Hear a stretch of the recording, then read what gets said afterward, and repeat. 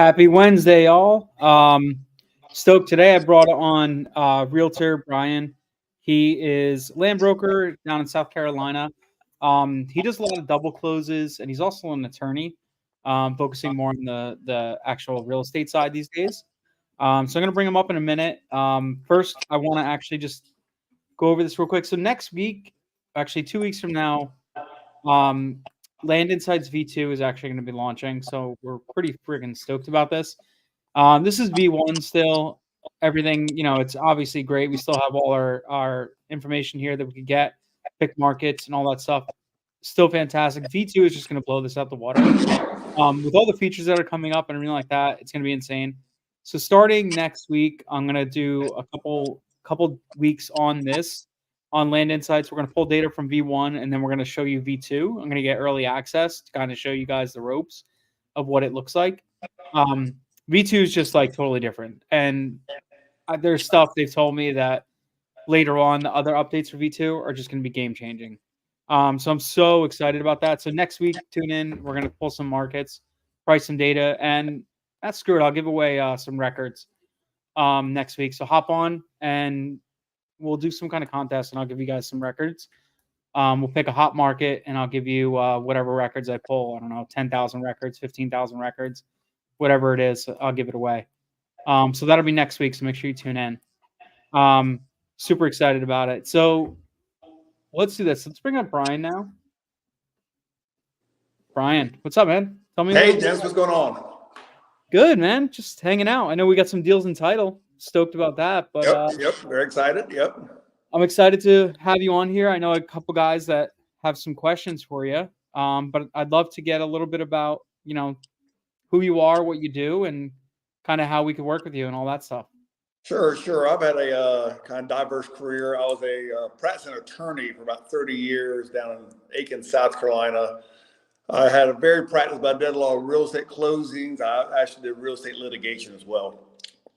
So then, as I like to say, I decided to leave the dark side of the force and came over to the real estate sales side, which is a lot more fun, a lot more interesting. People like realtors more than they do attorneys, so that's been good. So, I probably have about 5 investor clients I work with right now doing double closing. Some of them do assignments actually. And so I'm pretty well versed in it, both from dealing with my client as well as dealing with the person you may be buying it from and dealing with the third party customers as well. So anyone that has any questions, certainly let me know. Awesome. Yeah, so we're working with Brian right now. We have 3 deals listed with you right now? 3 deals, yes. Mm-hmm. 3 deals listed with you right now. We're still working on some other ones that we're trying to get under contract. What's impressive, what I find the most impressive part about this whole process is basically we get the property under contract. Within 2 days, the property's listed. And I think the one property we have within, 8 days from contract to listing to sign contract again has been like, Correct, 8 or 12 days or something like that? Yep. It's insane. So it was a buy for 46, and then we listed for 90. What do we 90 listed for 98 and have a contract for 91. Perfect. In like 8 or 10 days, which is insane. And it just goes to show we found that market on Land Insights too. Just throwing that out there again. So yeah, it's pretty impressive. It kind of speeds up the timeline. We talk about something a lot where one thing I talk about a lot is the cash conversion cycle, how long it takes from when you put your marketing out to how long you get paid back from that marketing. And when we work with people like you, it shortens our cash conversion cycle from a 6-month process. You could do this now in like 2 months or less. We're just working with the right realtor and somebody who's actually knowledgeable in it. So for you guys out there, where you're looking at finding a realtor, number one, find someone that does maybe not exclusively land, because I don't do exclusively land, but someone that does a lot of land, because dealing with land is a different beast than dealing with houses. Okay.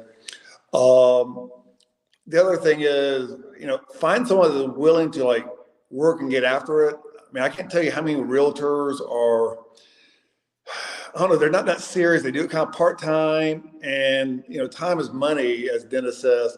The longer it takes to get on market, that's just more possible buyers you're losing out on. Yep. So, if they can't get it on in 2 or 3 days, find someone else. There's enough realtors out there. But again, a lot of times I deal with buyers who have agents, and I can tell right away they don't do land. So find someone that does a lot of land deals. Mm-hmm. Yeah, Brian's awesome because I asked him to walk a 300-acre parcel with 2 houses on it. And I text him on like a Thursday. I was like, "Hey, can you go check this out?" He's like, "Yeah, no problem." On Saturday, he was there riding in a gator with the guy. Yeah, But you're still working on that I property. hope that one comes about, actually. I do Yeah, too. I love that property. It's fantastic. That was a beautiful property, honestly. Yeah. I'm really stoked about that one. I'm still working the seller. He's nicest guy in the world. I think I pitched him at a cash offer of 1.1 or a seller finance offer at 1.3.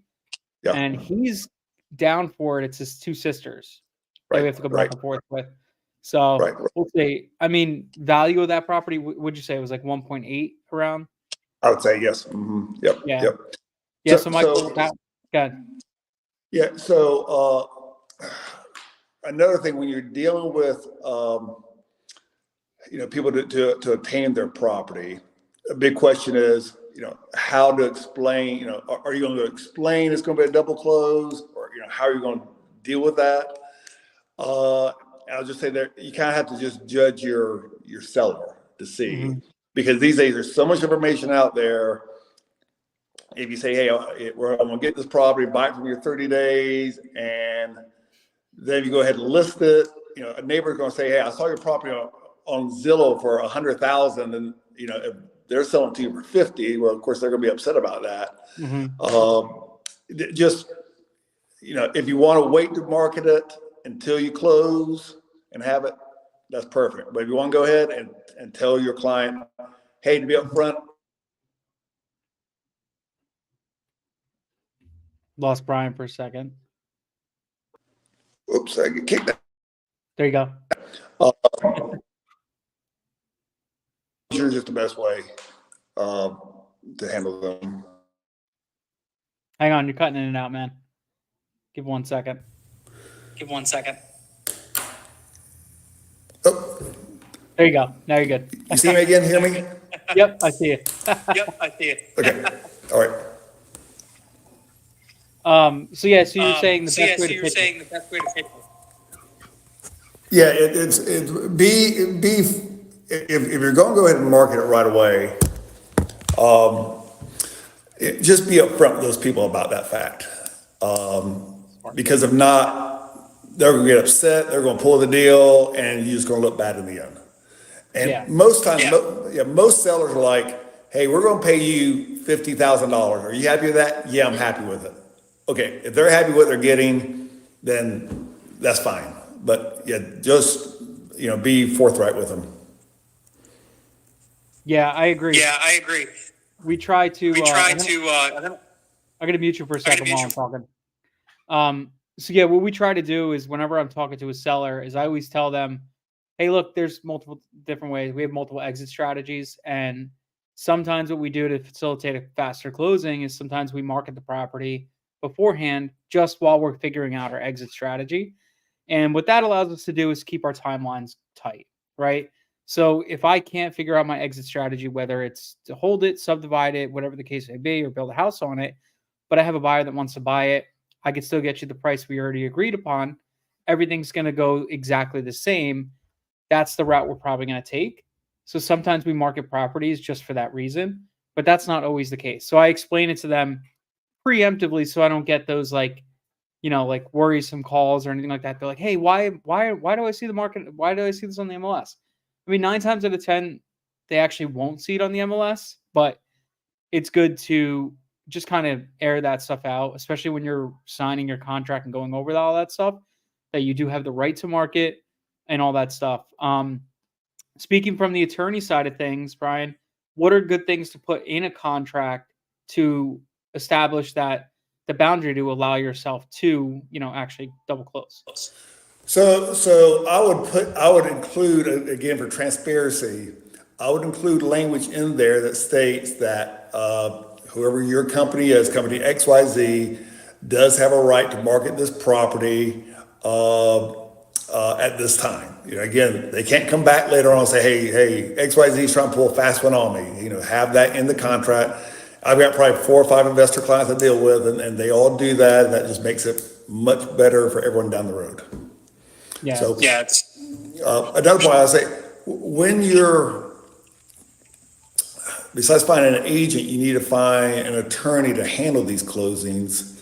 I'll just say some attorneys don't really like doing the double closings. Some are okay. And just be forthright. Hey, we're gonna be doing double closing. Are you good with it? If they are, fine. If they're not, thanks for your time and find someone else. But ask that question up front before you're sending earnest money and setting them escrow and all that kind of stuff. I love that. All right. I gotta have to mute you every time I talk. Good.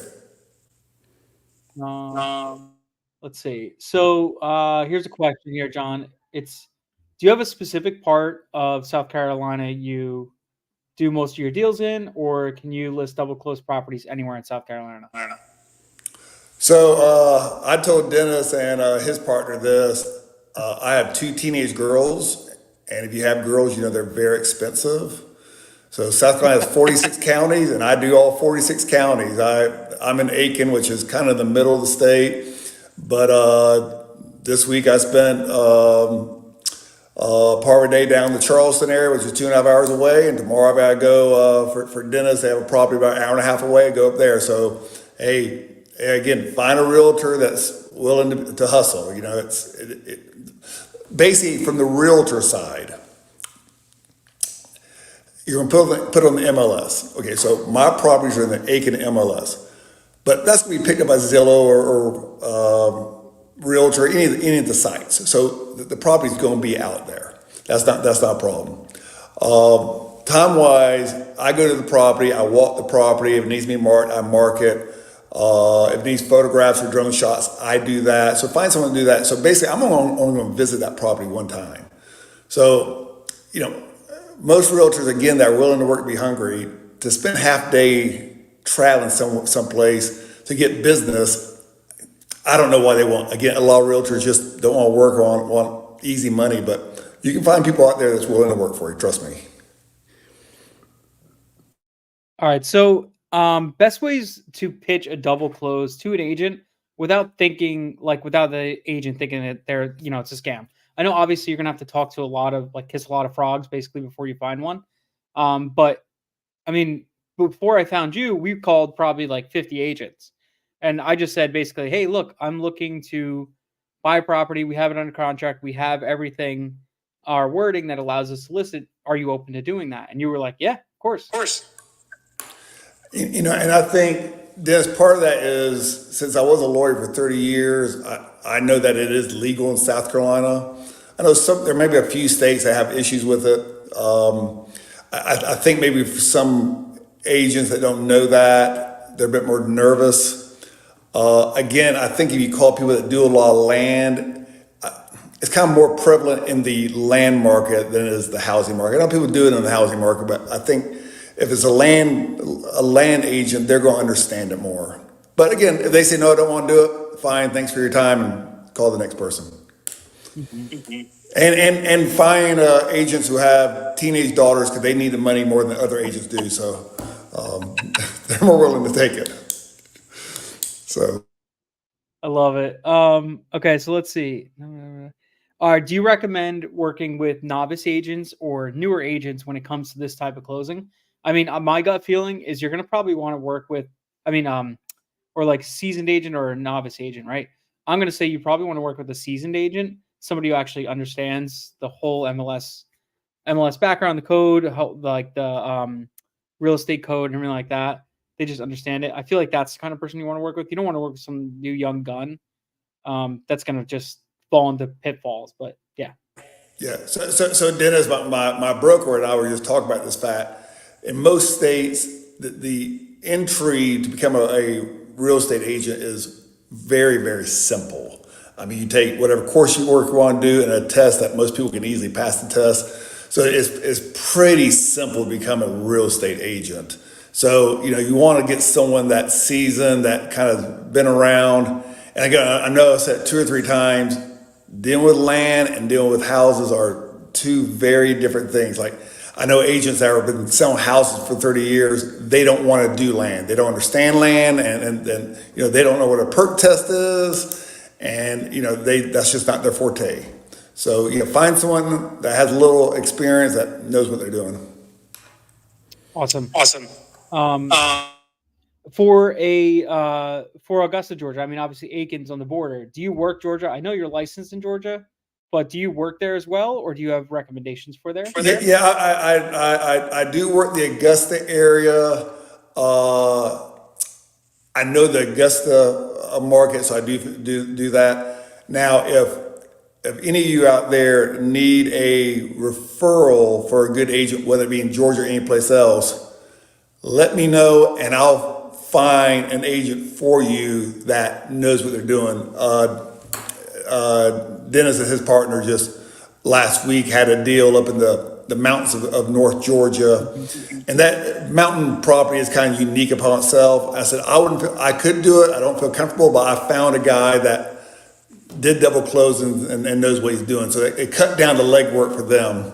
So certainly feel free to reach out to me and I'll help you find someone that knows what they're doing. Awesome. Real quick. So I just want to mention this, guys, real quick. This is the kind of stuff we talk about inside Leah all the time.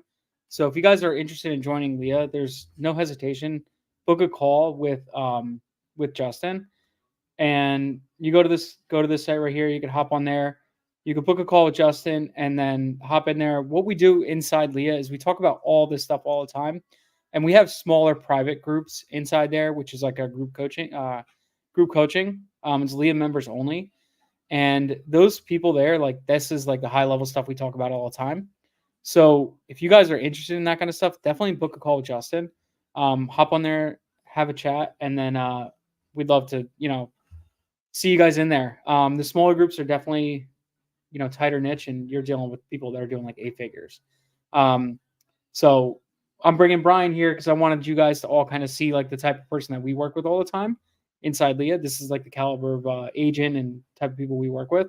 And you can work with them too. So we're going to get Brian's info at the end, but let's get some more questions going. So Brian, how would you find those realtors? Okay. So Brian, how would you find those realtors? How can we get in contact with Brian? Obviously, we're gonna share your info. But what's the best way when looking for a double close agent? What's the best way? Would they go through you? And then you would find those people in different markets, or is it best to say like, hey, go here and look for X, Y, and Z? Okay, so last week when you guys needed an agent someplace else, I went to several different land websites and looked to see who the agents were, and I was able to find out how many transactions, how many years they've been in business. Okay, so that let me know, okay, these guys are knowledgeable about what's what. And then I simply called, and luckily the first one I called was willing to do it. I called and said, hey, just ask them, are you familiar with double closings? Because if they are familiar, then you don't have to educate them. A lot of them will not be familiar with that. And so you can still say, okay, double closings is, I'm gonna buy this property at an agreed to price, a contracted price with a willing seller. Then I wanna go ahead and market this property, to make a profit on it.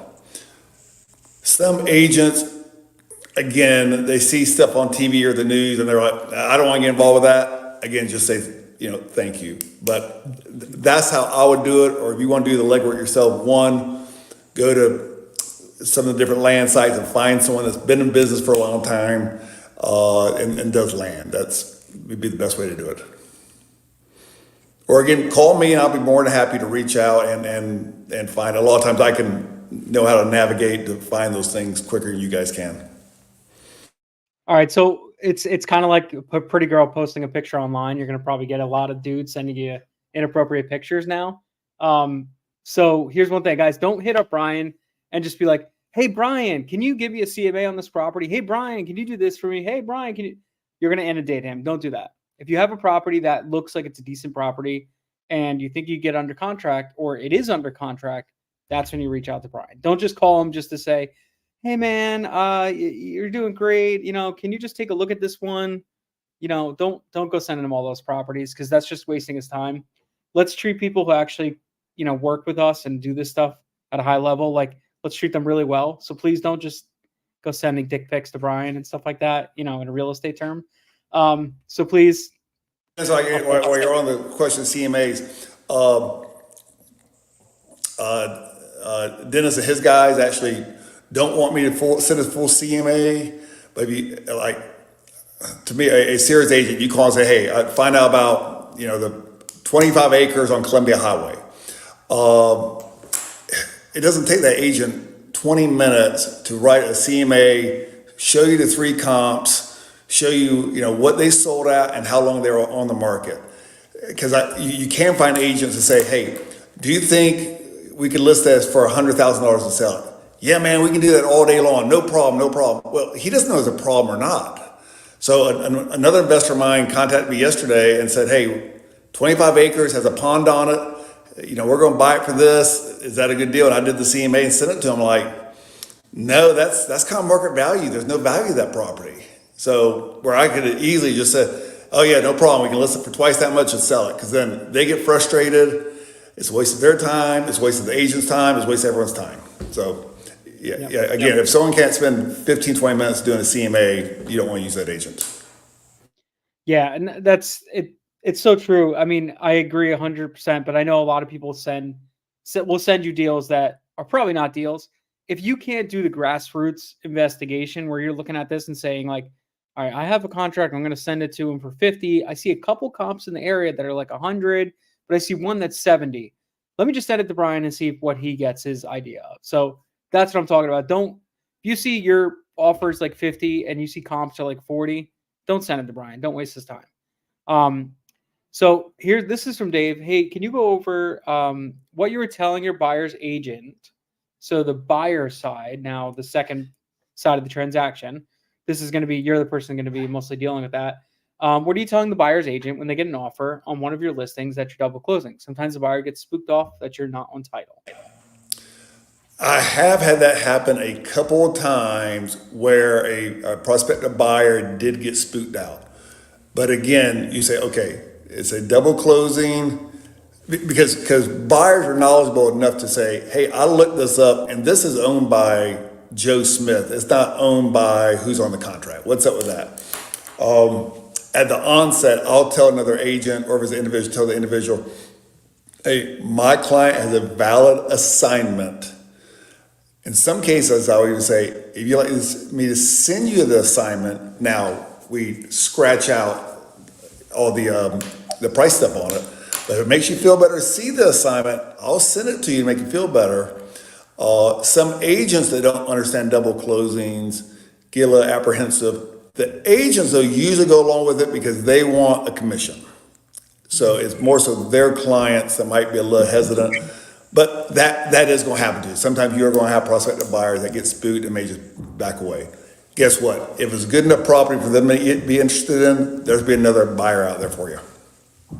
Exactly.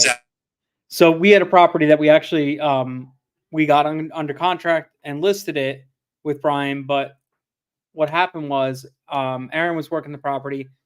The person Aaron was working, the seller themselves actually had a mediator. The mediator was another agent.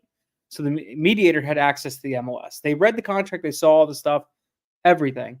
Well, the mediator ended up seeing the property listed and called Aaron. And he was like, dude, what the heck? She's like, what the hell? Why is this property listed for more than we agreed upon? And Aaron was like, So I told him what to say and everything like that. And, basically they were pretty pissed off because we were trying to get a price drop because we figured, okay, it does have some interest. There is some traction.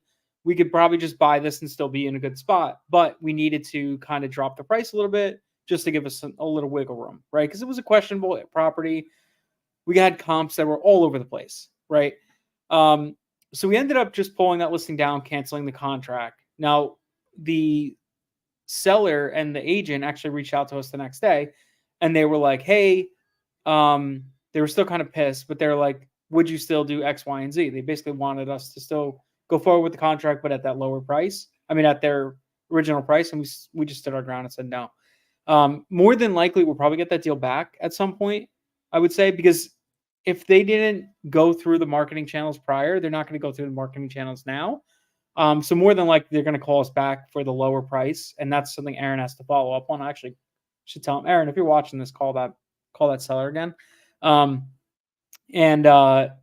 just touch base with them, because more than likely they're probably going to end up coming back to us. So these things will happen. You will get some that will fall out, and I don't think it's the end of the world. You just kind of have to be present of mind. There's plenty of deals out there to be had. So Mm-hmm. if it's a bad deal or a deal that just seems this doesn't smell right, just dump it. There's other deals out there. So Aaron just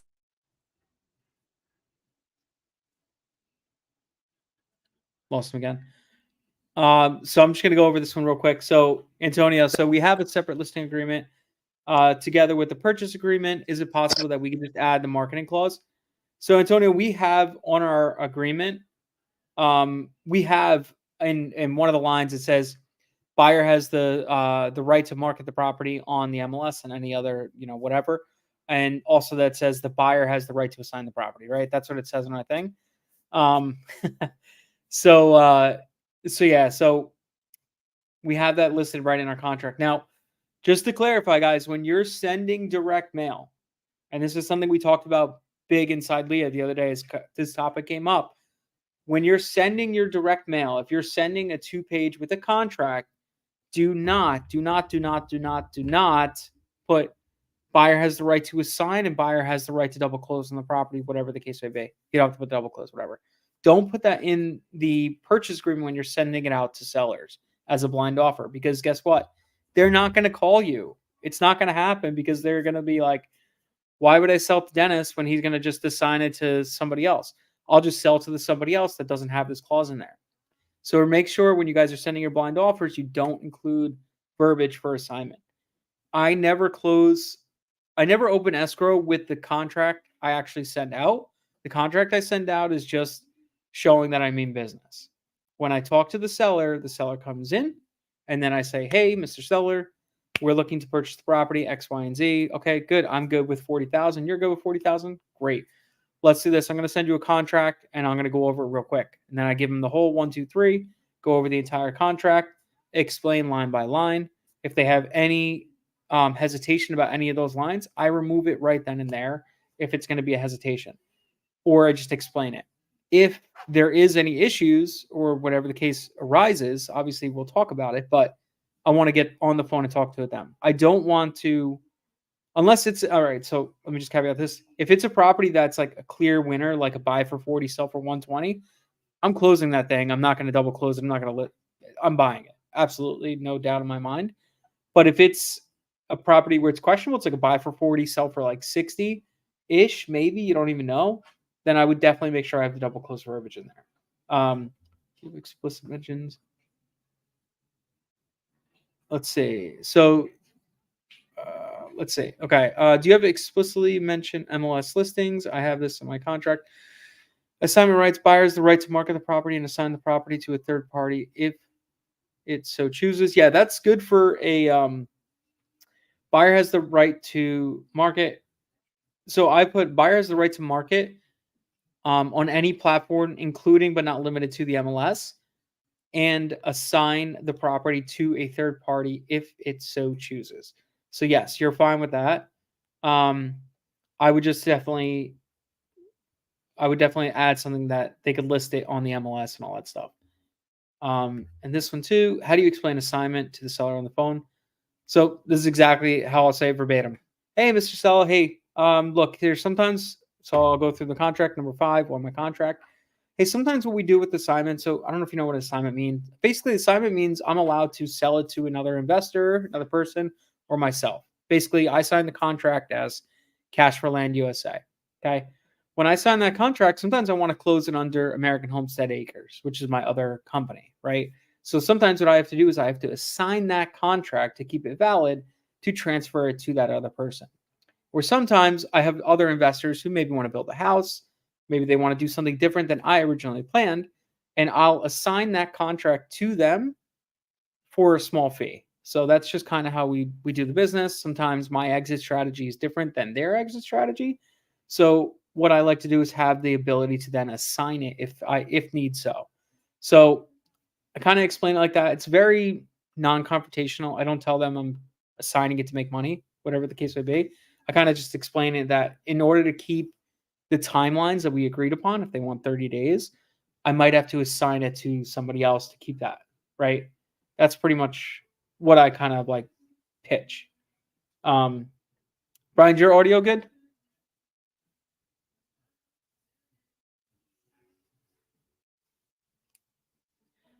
Is your audio good, Brian? Can you hear us? Solid. Hey, Brian, can you hear us or no? Let me try doing this. You ready? Hey, Brian, can you hear us? And then I'll take this and I'm going to go show. Hey, Brian, can you hear us? And see what he says. Maybe not. All right. So while he's getting back on, so what other questions you guys have for all this stuff? Hey, I can't hear you. Okay. There you go. Let's see. Edit mic settings. Let's remove at the stage. Better now, Brian? Let me tell him. May have to leave and join back. Okay, I'd be curious to hear how Brian would pitch an agent new to it all. Okay, I'll ask him that. He's gonna leave and join back. So yeah, so what's pretty cool with this guy, I actually, if you look back like 2-3 weeks ago, 2 or 3 weeks ago, maybe 4, I started calling a bunch of agents. We had a deal, and so I called a bunch of agents. Brian's actually one of the guys that I called right at the end of the call, and hopped on there and I started talking. I told him, "Hey, look, this is what I'm looking to do. Are you open with it?" And he was like, "Yeah, absolutely." So right then and there, I'm like, "All right, this guy's great." And then we put him to the test. We sent him a few deals. He sent us CMAs. We got offers. We sent CMA. Yeah, he sent CMAs, and we're like, "Great, let's list one." We listed it, had traction like right away. I'm like, "Okay, this guy knows what he's doing." So, pretty stoked about that. All right, there he is. All right, hear us now, Brian? I'm good. Thanks, man. Yeah, perfect. No more echo either. That's awesome. Okay, so one question they had, Ari is asking, I'd be curious how to hear how Brian would pitch an agent new to it all. Okay, how I pitch the agent to it is to say, hey, I'm going to buy a property, but I need you to sell it. I need someone who's going to be comfortable with this and someone that can get on it right away. Again, some agents are going to be apprehensive about this. The ones that are hungry are going to be willing to do it. Although you have to watch out. Again, I was saying just the yes man to everything. Yeah, I can get you whatever price you want. Well, no, he can't get whatever price you want. He can't do that. Again, I know I keep saying it. Someone that's been in the business for a while is going to know what a double close is. There's different facets of double close can go, but if they've been in the business for a while, they should have some familiarity with that. Because when I was practicing law, I had people do double closings. Again, some attorneys don't want to do double closings. And so somebody could reach out and find attorneys that are willing to do that. So there is no try to true. Again, just be upfront with them, forthright. Say, hey, this is what I want to do. Can you help me? Yes or no? Yes, great. Let's make some money. No, that's fine too. Mm-hmm. That's it. Yeah, and that's kind of how we asked you. We're like, "Hey, Brian, are you open to doing this?" And you're like, "Yeah." I'm like, "Well, that's easy. Let's do it." Yeah, you're kind of shocked when I say, "Yeah, no problem." I've got several other clients I do it with, so. That's perfect. Yeah, we had called a bunch of people and we just kept getting no, no, no, no. That's illegal. That's illegal. That's illegal. And then when you're like, "Yeah, I'll do it. I'm also an attorney," and I'm like, "Well, perfect." So what people are confused about in South Carolina, most states, if it's a situation where you're buying it for 50 selling it for 80 and you want to close simultaneously and never bring in your capital to the game. Okay, I'm not going to bring in money. I'm going to use that 80 to finance the 50.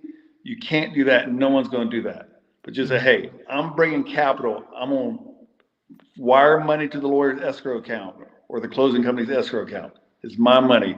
Then I'm going to turn around and sell. That's not illegal. Mm-hmm. Yeah, that's we call that pass-through funding or B2C A to B. So in certain states, it's fine. In South Carolina, it's kind of one of those like frowned upon things with pass-through funding. So that's where you kind of have to bring transactional lending in. Some title companies and attorneys will do it, but it's less and less prevalent than it used to be. Right? That used to be something like I've been wholesaling for a long time, and we used to wholesale houses before 2008. And we would do that all the time. And now, ever since like then, it's just like it's getting less and less. I mean, we still do it in like North Carolina, Tennessee, Texas, Florida, other areas, but not always. And Dennis, you made a good point. A lot of times it's the title insurance companies that say, no, we're not going to do that. And yes. if a buyer is going to be financing, they have to have title insurance. So another point, and you may have touched this already. If you have a good deal, sounds good, do a little research or get your lawyer to do a little research. Make sure there's not a title issue to it. So I've got to deal with another investor where great deal. Hey, we're all going to make a lot of money. And it came to find out, well, there's actually two other people involved with this deal. Mm-hmm. So we had to track down these people. One of them was willing to do the deal. The other was not. Well, the whole thing fell apart. So we all put a lot of time, effort into it, and got nowhere. So do a little upfront digging on your end to find out beforehand. Yeah. That just goes to show, like, you need to have some kind of like, does this have clear marketable title before you go listing it, right? So if you start working in a state and you start working with a lot of like the same type of attorneys or closing title companies, whatever, you could start asking for a preliminary title search. Right. And what that does is that's just, they call it surface level, prelim, whatever the case may be. And they just make it sure, hey, John Smith owns this property and it's just John Smith. Or they might say, hey, John Smith and Susie Smith own this property. Or they might say like John Smith, Susie Smith, but Bobby Smith has an interest because they inherited it from X, Y, and Z. Well, if that's the case, then you can't list that contract as a double close. But if it's just Bobby Smith and Susie Smith, you could do that. You just got to get the second signature from Susie, and then you could list it, right? And here's something that come up. Okay, you go to the tax assessor site and say Bobby Smith is on the tax assessor site. So you assume Bobby Smith owns the property. Well, if Bobby's dad, John, died and Bobby was the executor, they put Bobby down as a person who they send the tax bill to. Bobby may not have closed probate. Nope. So Bobby has no ownership interest, even though he gets the tax bill. So again, just because the tax assessor's office says a name doesn't mean they have ownership or full ownership. At least in South Carolina, they only put one name on the tax bill. There could be 13 heirs there. Yeah, I get that all the time. We had a property where the guy was like, well, I've been paying the bill for like 70 years. I was like, yes, your great grandfather passed you the property, but now he had 13 kids. So each one of those kids had equitable interest. They all passed away. Now each of those kids had equitable interest. Just because you're the one that's getting the bill and you're the one that's paying it does not mean that's your property. It doesn't work like that. And he didn't understand it. We actually never went through. This is North Carolina. We never went through the deal because it was like to the point where it was like 40 something heirs, and we would have had to get signatures basically from all those heirs. It was kind of crazy. So another quick question I have for you with that, and this kind of goes in hand with that. We have a property that we're trying to buy, but the seller actually bought it from her mother on a quick claim deed, and we went to purchase it, and the other attorney, this is North Carolina, the other attorney we were working with, he said that we can't purchase it because it's a quick claim deed, so she technically does not own it. She did purchase the property from her mother because her mother was in foreclosure. She bought it from her. She owns it. Her name is on title, and the title chain does show it.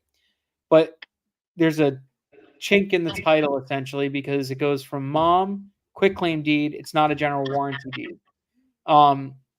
Something like that. When that type of issue arises, how do you deal with that? One and two, obviously that's something that you can't double close, right? Because there's a chink in the title. Right. You don't want to buy into a problem. Right. So that's going to be where you're going to get your attorney to look at the situation, and then maybe his title insurance company to look at the situation too. Because if you don't have good enough title for a buyer to buy it, who's going to get a loan, who's going to have title insurance, then you bought a bunch of dirt that you're stuck with.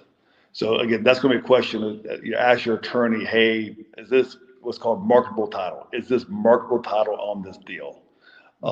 Again, if there's not, as Dennis and Aaron have seen, there's other deals to be had. So no need to get in bed with a bad deal. Yeah. Is there a way to convert a quick claim deed to a warranty deed?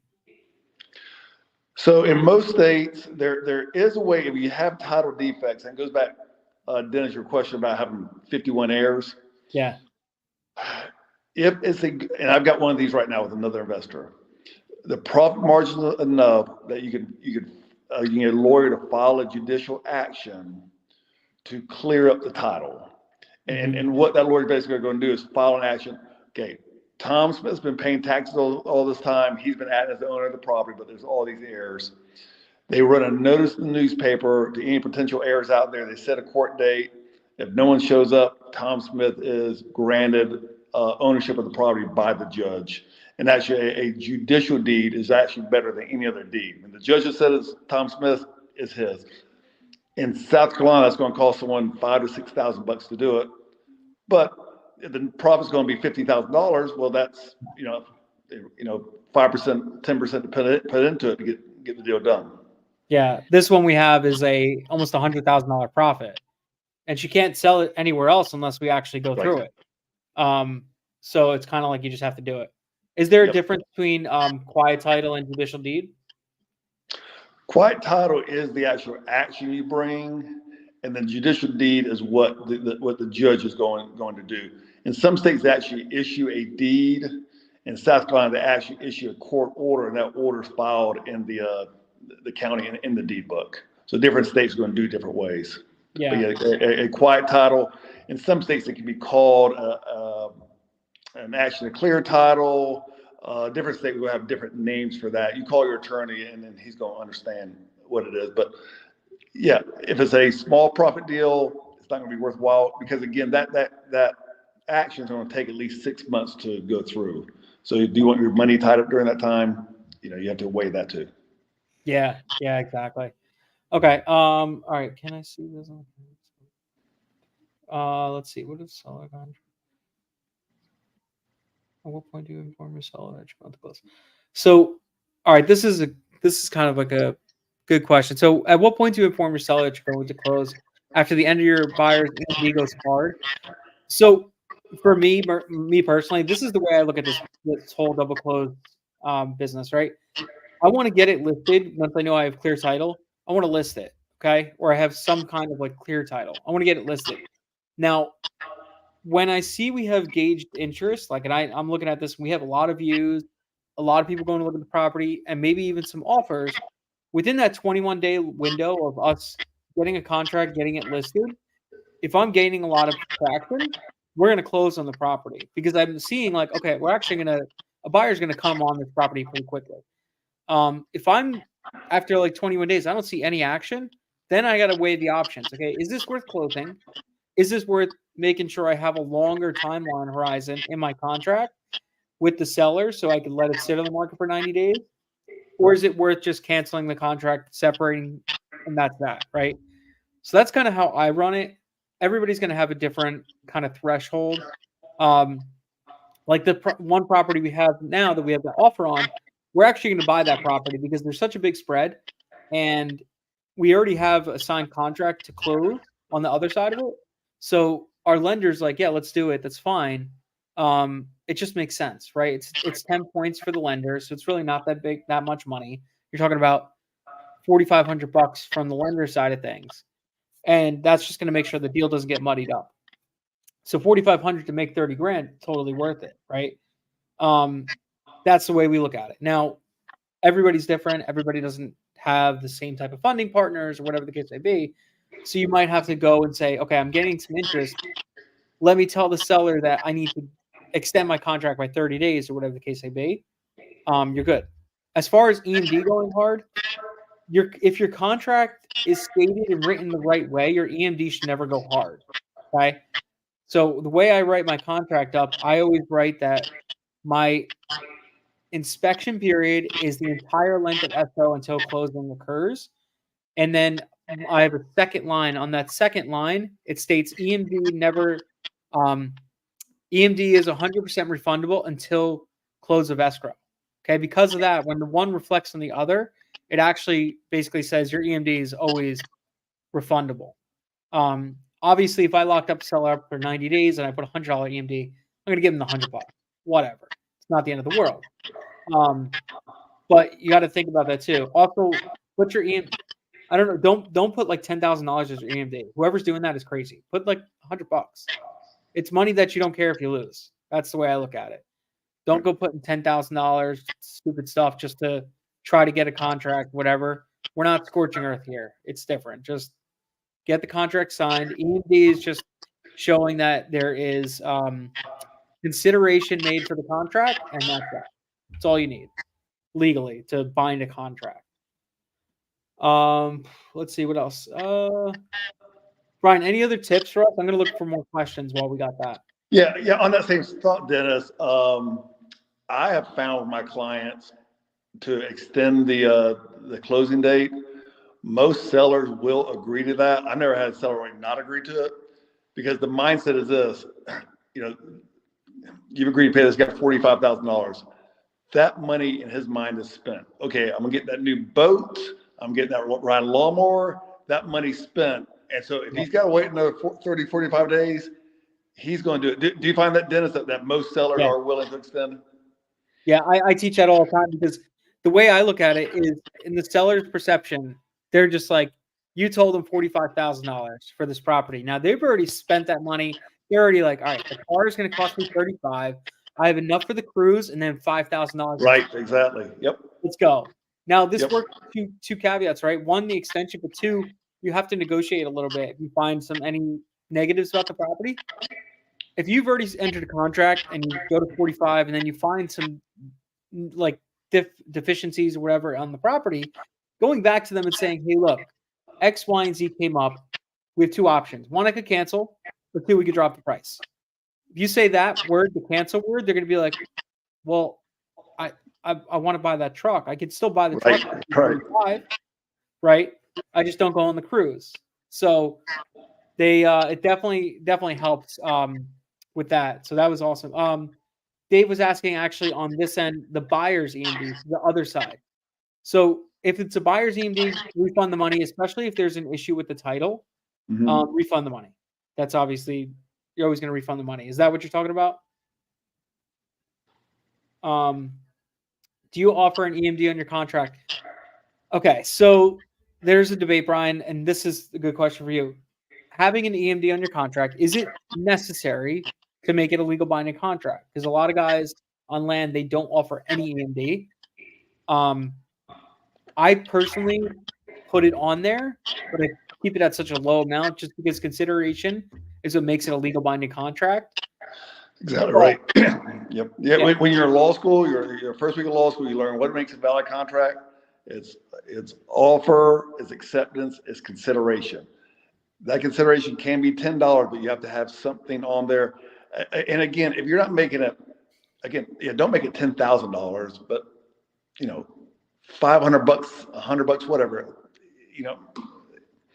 Make it so you're at least halfway serious to the person. Yeah. But you have to have that on there. Yeah. You have to have consideration because if not, it's not a legal binding contract. Now your consideration could be $2. It doesn't matter, right? Yep. Something of monetary value. That's really what it is. Basically saying like, I am willing to purchase this property and I'm so willing that I'm going to give you my 2 golden gooses.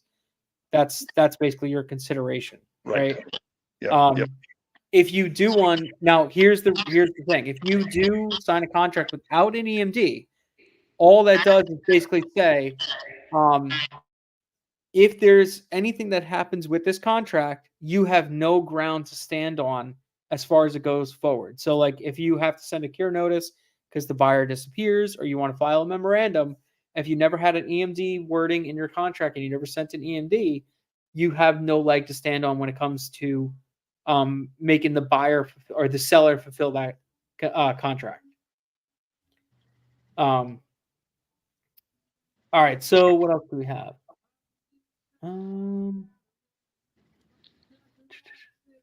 Brian, I want to get your shoot, I have a property under contract with no EMD.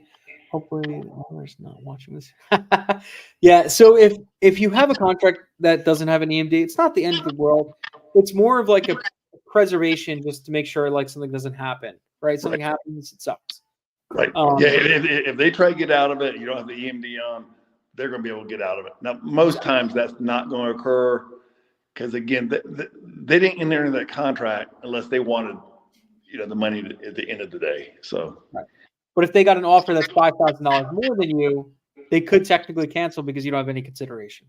Correct. Correct. And you have no leg to stand on to say, like, cure notice, let's get out of here. It doesn't work like that. You can't do it. Correct. Correct. So, all right, Brian, let's get your contact info. Do you want me to type it in the chat, or you want to type it in here? Yeah, you want to type it. I'm not sure how to type it in here, but yeah, it's basically my name, Brian. Brian. Brian. Not Brain.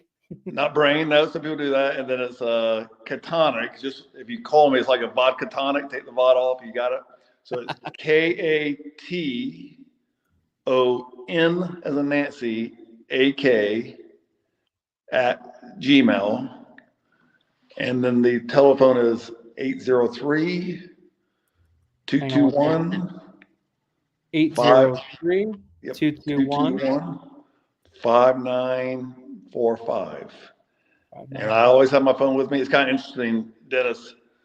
I had a pretty successful law practice, just was kind of done with it. I worked a lot more hours as a real estate agent than I did as a attorney, but I like it a lot more. Yeah, as a lawyer, no one's calling me Saturday night at 8 o'clock.